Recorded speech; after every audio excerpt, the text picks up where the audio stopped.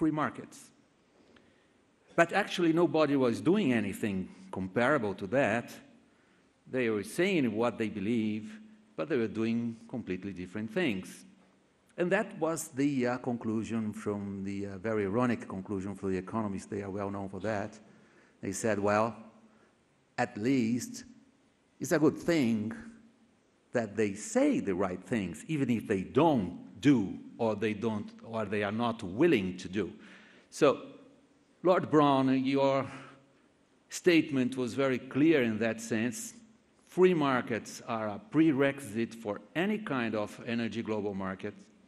And then I was listening to the representative of the US government, and people were murmuring behind me here, why is he not talking about tariffs? And Gabrielli was addressing that issue, may I put this with good humor, in a brutal way, saying, listen, you Americans are so much concerned about your internal, your domestic market, that you are not helping at all a global energy market in terms of biofuels. And Mr. Elkington, I notice, I don't know if that's a very subjective way in which I'm interpreting your words, but you were skeptic about ethanol as a future alternative. I noticed quite well the emphasis you gave to new technologies, and the question you asked, should we, instead of burning ethanol, going to some different paths? Now I'm trying to summarize everything. You put the question first to the United States as the most important country in the world still. Why are you not talking about tariffs? Yeah, I'm sorry, I didn't quite understand your last word. Forgive me. Tariffs. Protectionism.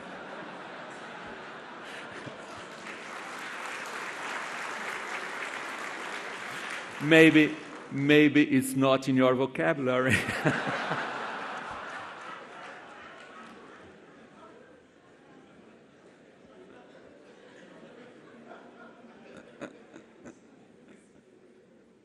Thank you.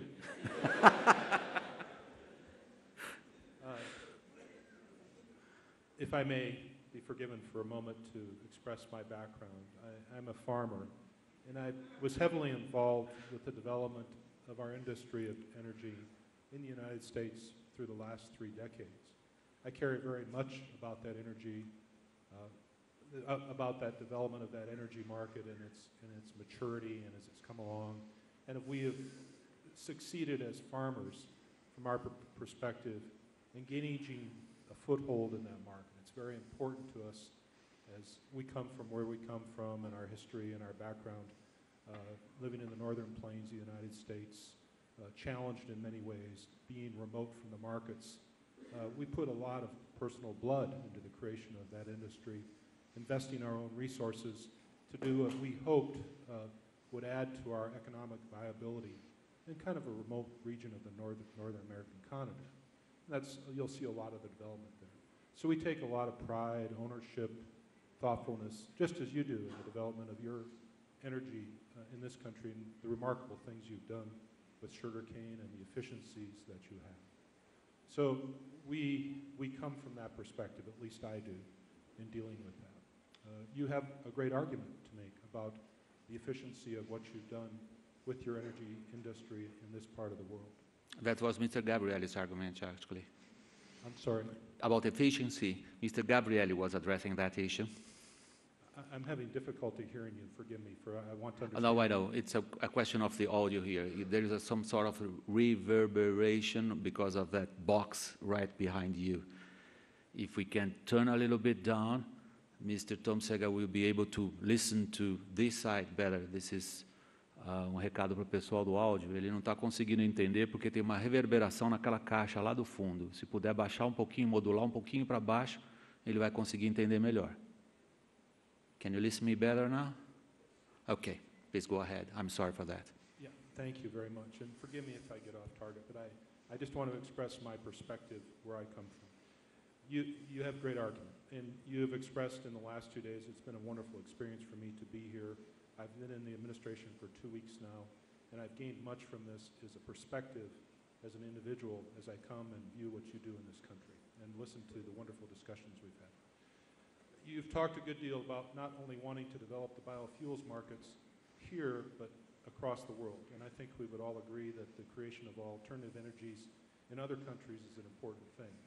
And it happens at a different pace for all of us, a different rate. We all are faced with different economic situations that we must deal with. So, are you right to talk about commoditization of the markets? Of course, you talk about it. But we all must deal with the realities of the circumstances that we deal with within our countries. And we have great pride in our market. We want to continue to evolve that market. We will do so aggressively. But we will listen to your arguments and discussions. Of course, we see the fee associated with import as an offset to an incentive in our country, as you well know. And I'm sure you will want to argue that as a tariff. We will want to argue it as an incentive. The important thing is that we recognize the relationship between our two countries as being very strategically important. And we talk and we work our way through the issues that we must work with. Lord Browne, would you like to comment on that? I have no specific comment for the United States. I think before I want to assert something, but I'd like to go back into history to do a little, to get a firm can you all listen well to what he's saying? Can you hear what I'm saying? It's better now? So before I make an assertion, I want to go back in history a bit, just to look at what happened to oil markets. I think very few people in this audience will remember when oil markets were not global. There were restrictions on oil coming in and out of different countries. It depended very much whether it was used for domestic, whether it was new oil, whether it was old oil, whether it was oil from the North Sea going into Europe, whether it was Saudi oil going to a destination restriction, a whole variety of things, a very complex pattern of activity. What changed it? Well, two things, I think. First, it was demand. Quite simply, the oil had to be more effectively shared around the world. And I think that's an important lesson, that what consumers want eventually does happen, and they have to want it for a specific reason. And that's the second point. The second point is they need to see the attributes of what they want. They need to see it transparently and effectively. What they're not helped by, I think, is a lot of parochial statements which make people very concerned. Concerned about land use, concerned about different types and natures of product that may not be based on very good and sound facts, but more based on arguing a specific corner, a specific advantage for somebody. That, I think, undermines everything. So to me, I think it's getting the consumer there. That will be done by governments. It will be done step by step, and it certainly won't happen overnight. The protection of the land, the protection of farming interests has great roots in history. Well, Gabrielli, I'm sorry to address you in such an informal way. I'll keep it Mr. Gabrielli. As we Brazilians, we have that particular... You don't need to call me Mr. Gabrielli. You can call me... I will. I think I owe you that. Mr. Gabrielli, I was listening very carefully when you said Petrobras doesn't believe in a world market in the same scale that we have in Brazil. We are talking about biofuels and ethanol. And I'm trying to link it together with what Mr. Elkington was saying about his... That's my expression, Mr. Elkington. Please correct me if you don't agree. Your sort of pessimism about the future of ethanol as you know today. So I will put the question right now, and please correct me, and I see you don't agree. Both of you agree that ethanol has not the same future, and you are happy with it for different reasons. I don't know if I'm happy for that. What I'm saying is that the Brazilian situation is different from the other situation because we took position on the ethanol business 40 years ago. And we built up an infrastructure that allows us to have capacity to deliver ethanol from anywhere to anywhere in Brazil. We have logistics that can bring ethanol to everywhere. We have dozens, maybe hundreds of producers of ethanol in Brazil that are well prepared to produce. We have in all 37,000 gas stations that we have in the country, at least one pump that brings pure ethanol to the consumers. We have more than 90% of the new cars coming from the manufacturing industry in Brazil that are flex fuel cars. There is no other place in the world that you can find this. That's the reason why we think that in Brazil, the alternative fuel is gasoline, but not worldwide. Worldwide, we think that in the next 10 years, probably, we are going to see much more the use of ethanol as an oxidant blended with gasoline rather than a separate product that is going directly to the consumer, the final consumer. That's the reason why I have a different viewpoint in relation to the Brazilian market, in relation to the international market. We are going to be probably the first ethanol distributor in Japan. We are not in the United States. We have a company in Japan. Our refinery in Okinawa has storage capacity, and we are starting to sell ethanol in Japan. But we know that we are going to be very small in Japan.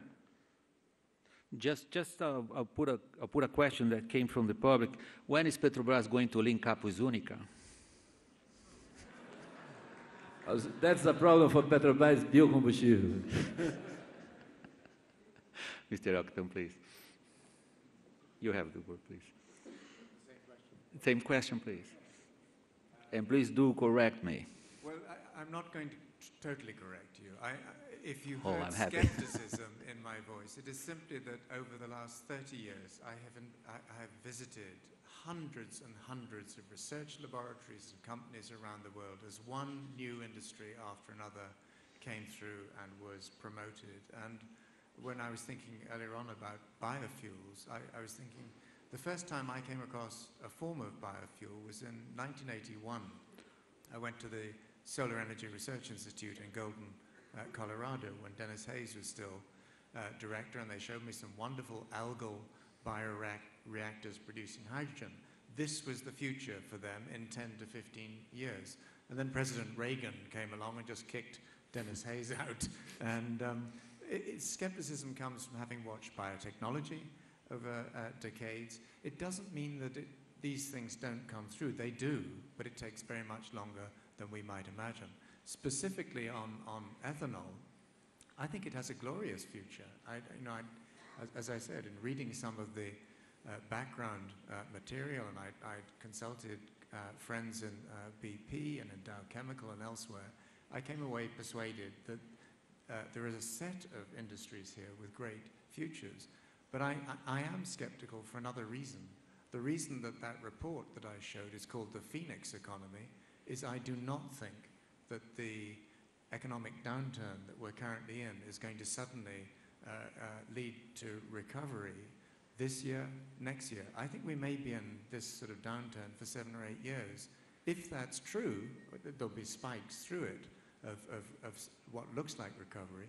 But if that's true, then I don't think we've even seen the beginning of protectionism. And so when I think about the potential for Brazilian ethanol to break into, for example, European markets, I'm worried. And so that is what you may have heard behind my comments. Okay, I'm trying to filtering out the questions you are addressing to the panelists, to the speakers, and trying to, to fusion some of them together.